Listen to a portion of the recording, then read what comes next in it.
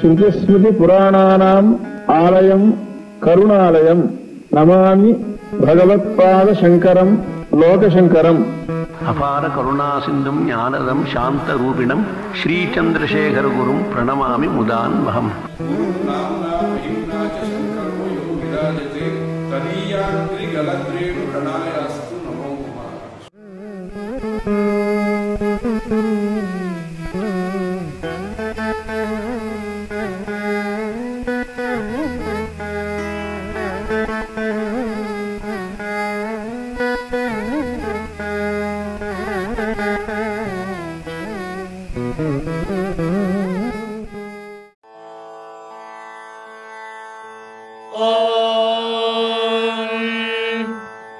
आयुर्मे पाहि प्राणं मे पाह्यपानं मे पाहि व्यानं मे पाहि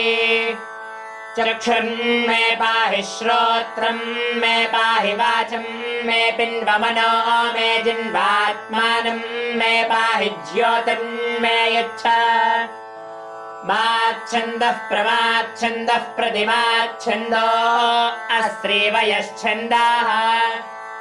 अन्तिश्छन्दा उष्णिच्छन्दाः बृहतीच्छन्दो अनुष्टुप्छन्दो विराट्छन्दो गायत्रीच्छन्दाः त्रिष्टुप्छन्दो जगातीच्छन्दाः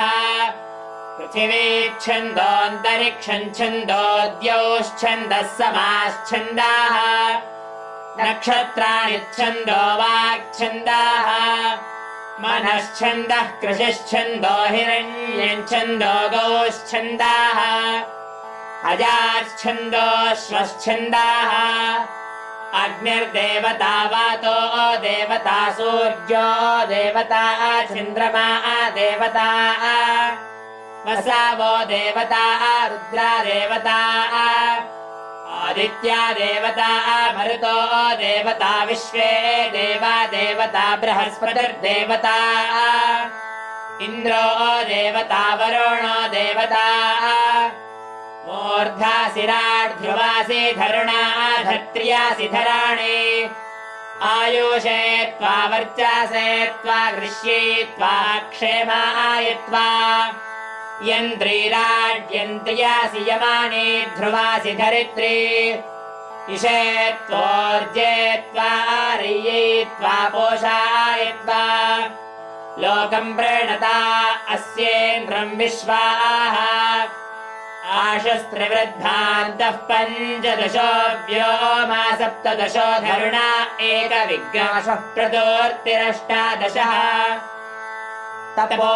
नवदशोऽभिवर्तः सा विघ्नाशो वर्चो द्वाविघ्नाशः सम्भराणस्त्रयो विघ्नाशो योनिश्चतुर्विघ्नाशः